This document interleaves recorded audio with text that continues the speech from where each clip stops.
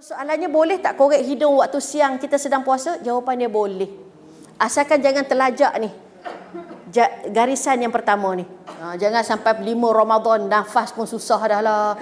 Kenapalah rasa sesak nafas? Asal Ramadan sesak. Asal Ramadan sesak. Pergi hospital, tu punca dia. Maka boleh. Apa dia perkara-perkara yang membatalkan puasa?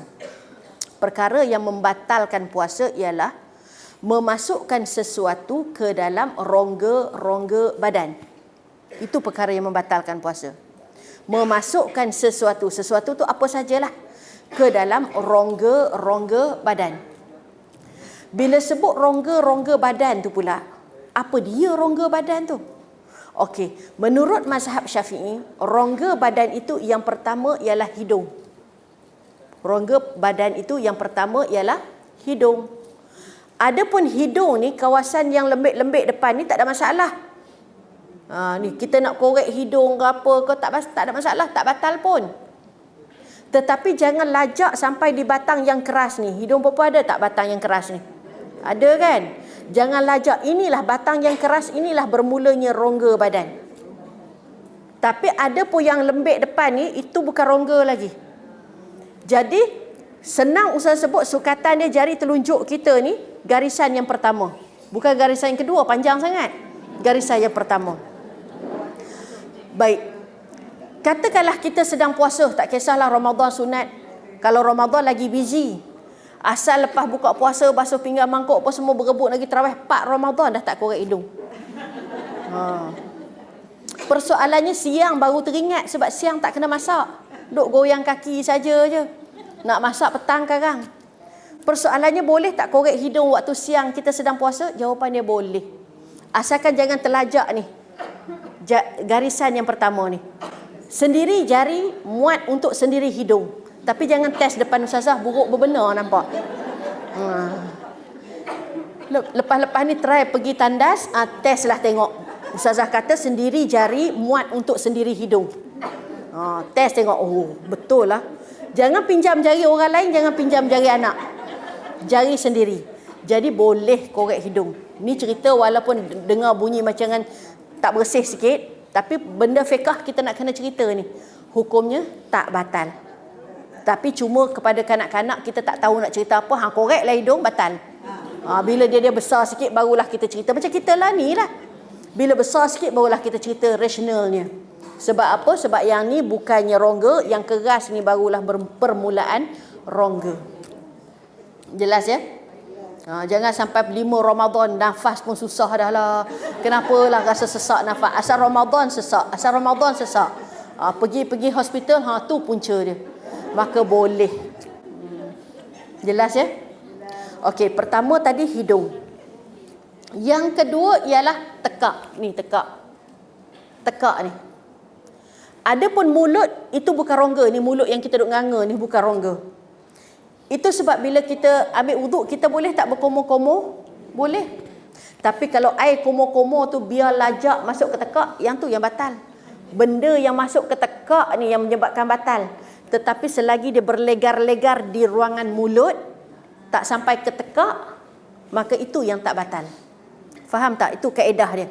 Berlegar-legar di ruangan mulut, tapi tak sampai ke tekak lagi, maka hukumnya tidak batal. Ambil tak tahu nak buat apa, penutup botol masa kita puasa duk kunyah. Ngak kunyah penutup botol. Tapi penutup botol tu terlajak masuk ke tekak, batal. Itu contohnya lah. Itu sebab waktu kita sedang puasa, cabut gigi. Asal Ramadan je cabut gigi. Asal Ramadan je cabut gigi. Tak Ramadan tak cabut gigi. Heran betul gigi ni.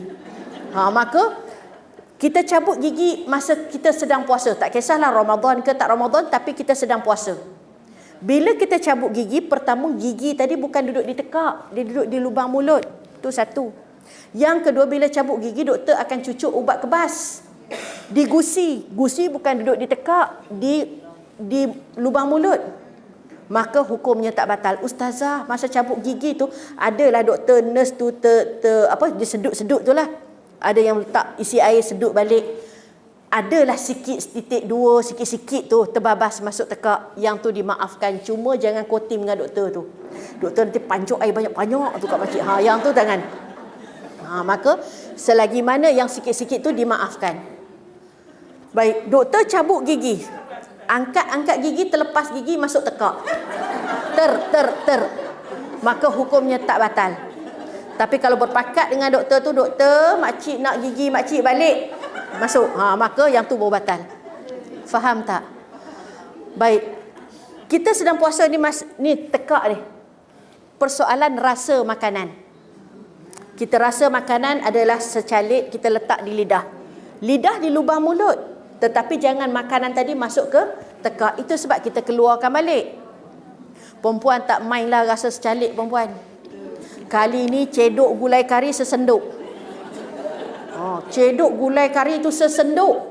Masuk dalam mulut, komo-komo macam ambil uduk tu. Sebab nak tahu masih manis, tawar, pahit, sekelat semua. Ni komo macam ambil uduk tu gulai kari. Sambal ayam, komo macam tu. Nak tahu rasa dia tu, masih manis tu. Puas hati aku rasa. Maka selagi mana tak masuk ke tekak, maka tak batal. Keluarkan baliklah jawapan dia. Dan komo-komo. Itu nak cerita kata, nak bagi tahu, Ustazah nak bagi tahu bahawa selagi tak masuk ke tekak, sekadar berlegar-legar di ruangan mulut, maka hukumnya tidak batal. Habis tu Ustazah chewing gum tu yang ada rasa min dia tu, yang tu batal. Yang tu memang confirm batal sebab bila kita kunyah air liur dia kan, campur air liur tu kita telan balik. Sebab apa? Bukan kerana telan air liur tu, air liur yang bercampur dengan perasa chewing gum tu. Tapi kalau perempuan tak tahu nak buat apa, ambil getah barang yang tak ada rasa apa tu, getah ikat rambut, getah barang tu, kita kunyah ngap kunyah getah tu, maka hukumnya tak batal. Tapi telan getah tu baru batal. Jadi Ustazah nak cerita kaedah dia ialah kaedah dia. Bukannya suruh kalau macam ni kita rasa gulai kari 3 senduk lah kalau macam ni. Maka Ustazah nak cerita kaedah dia. Selagi berada di ruangan mulut tak batal, asalkan jangan terlajak masuk ke tekak. Jelas ya? Okey. Kita pergi kepada rongga yang seterusnya, namanya telinga. Telinga. Bila sebut telinga ni, memanglah sampai ke gendang tu, itu rongga dia. Sampai ke gendang telinga. Kita gatal telinga. Ni gatal telinga ni, garu kepala ni. Kenapa ni? Kutu ketok gatal telinga. Boleh hulur jari korek, hulur jari kita, garu-garu dalam telinga ni. Boleh. Tak batal. Sebab sampai tak ke gendang?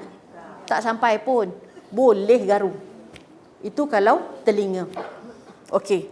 Cerita pasal telinga ialah Ustazah nak sentuh pasal air termasuk dalam telinga waktu mandi.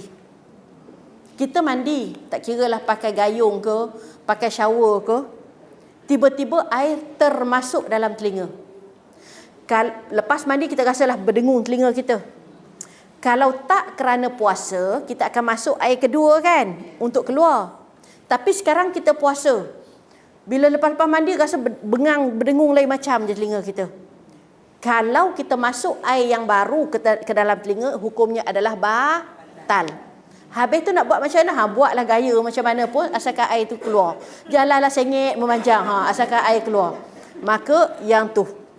Tetapi kalaulah kata itu kalau cara mandian biasa. Maksudnya yang hari-hari kaedah mandi kita. Kaedah mandi kita hari-hari apa dia? Iaitu pakai shower ataupun pakai pipe ataupun pakai gayung. Tapi kalaulah kata tiba-tiba puasa tu panas sangat, ajak anak-anak pergi swimming pool. Kita pergi Ulu Yam berendam kat sungai tu.